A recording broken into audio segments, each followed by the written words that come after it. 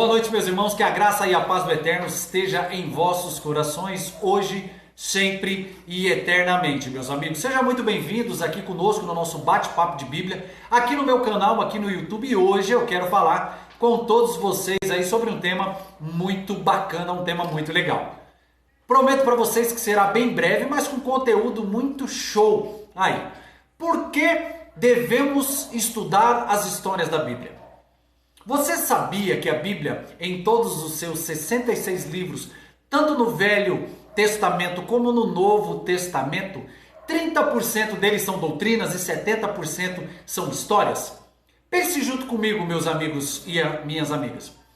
Para que todos os seres humanos fossem salvos por causa do pecado, o que Deus faz? Deus envia seu Filho unigênito aqui na terra, conforme fala em João 3,16, para morrer em nosso favor. Porque, olha só, sem derramamento de sangue não há remissão de pecados, não é verdade? Então aqui eu quero chamar a sua atenção para algo muito interessante. Olha só, não era necessário Jesus encarnar. Jesus ele poderia, de repentemente, ter dado um jeito de morrer lá no céu, diante dos anjos, e ser sacrificado diante dos anjos celestiais. Não é verdade? Não poderia? Até porque o preço estaria pago do mesmo jeito. Não seria? Mas aqui é uma pergunta que eu quero fazer bem reflexiva. Por que Deus permitiu que Jesus fosse sacrificado no palco da terra diante de toda a humanidade? E não diante de todos os seres angelicais lá em cima? Sabe por quê, meus amigos? Porque Deus queria mostrar as suas doutrinas para nós e através de uma história, usando como base a vida e o testemunho de quem? Do seu próprio Filho, Jesus Cristo. Todos nós, meus irmãos, estamos vivendo numa época que nós não andamos literalmente com Jesus, nós não vimos Jesus na sua vida real, mas nós só sabemos quem foi Jesus, os seus milagres, as suas caminhadas terrenas aqui na terra, através de uma história, não é verdade? Uma história que é real, uma história verdadeira, uma história absoluta. E olha como é lindo a história, meus irmãos. Mais uma pergunta. Como nós sabemos que Jesus morreu e ressuscitou? Através do quê? Através de uma história verídica, chamada ressurreição de Jesus. Pode ver lá em Mateus capítulo 28, do 16 ao diante, Lucas 24, João 20. Todos nós, irmãos, temos fé. Fé é a certeza que esse fato aconteceu. Aí você pode me perguntar, e essa fé, meu irmão, é baseada no quê? Essa fé é baseada em evidências reais da história, a arqueologia, a ciência. Nós só conhecemos sobre Deus e sobre seu Filho Jesus e sobre os profetas e todas as dificuldades que tiveram o povo de Deus e o povo judeu lá atrás, através da história. Se não fosse a história, não saberíamos. Histórias dos nossos antepassados lá de trás que deixaram uma história real, uma história autêntica em todos os seus escritos. Então louvado seja Deus pelo quê? Pela arqueologia, pela boa ciência, que nos ajudam a comprovar toda aquela veracidade dos fatos ocorridos que aconteceu lá na Bíblia, em toda a sua história. Então eu creio, irmão, que em toda casa, inclusive na sua que está assistindo, tem uma Bíblia. Mas infelizmente em algumas casas, elas estão o ano todo abertas somente no quê? No Salmo 91. Como se fosse um amuleto, que vão livrá-los do mal nas regiões celestiais. Mas Efésios 6, capítulo 12, mostra diferente. Mas o que muitos não sabem, meus irmãos, é que nós estamos lidando contra seres malignos, angelicais, caídos, que nós chamamos ou intitulamos ou adjetivamos de demônios. Então por que nós temos que estudar a história? Por quê?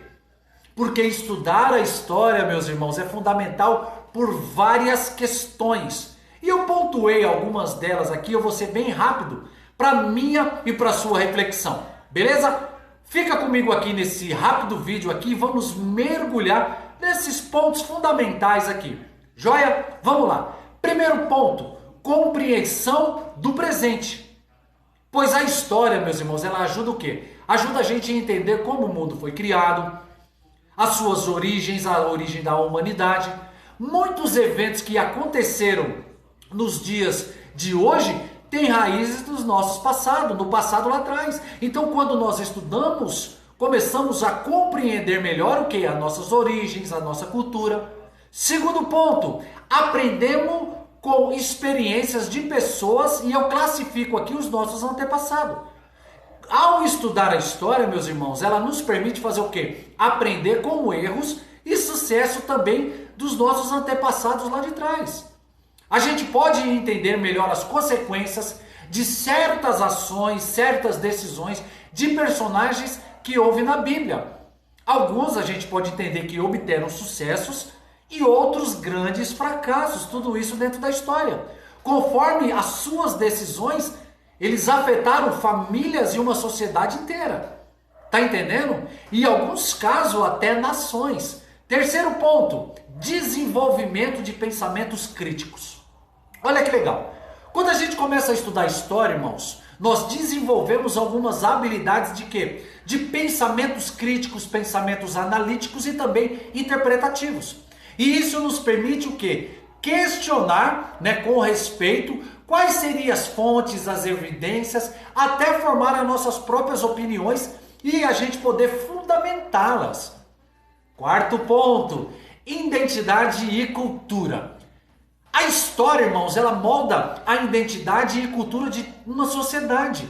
Então é a gente entender melhor a história do nosso próprio país, igreja, religião. E isso faz o que, povo? Nos ajuda a nos conectar com a nossa herança cultural e entender quem fomos como povo e também como somos agora com a igreja. Quinto ponto, tolerância e empatia. Ao estudar as histórias, diferentes culturas e civilizações, a gente começa a desenvolver empatia e a gente começa a compreender relações, experiências, perspectivas de outras pessoas, meus amados. E isso promove tolerância, respeito e uma diversidade bacana. Sexto ponto, prevenção de repetição de erros.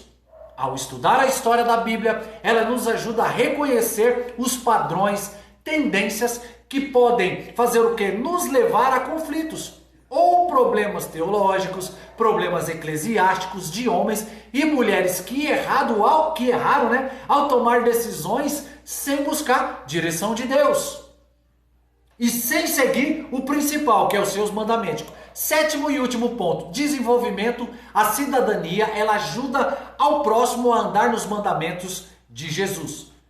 Quando falamos de cidadania, irmãos, conforme a sua etimologia, ela inclui respeito às leis. Cada cidadão inclui respeito às leis, sabe dos seus direitos, o direito dos outros, nós temos a nossa liberdade de expressão, fala sobre no tocante à religião e nós chamamos de Estado laico, que é onde nós vivemos.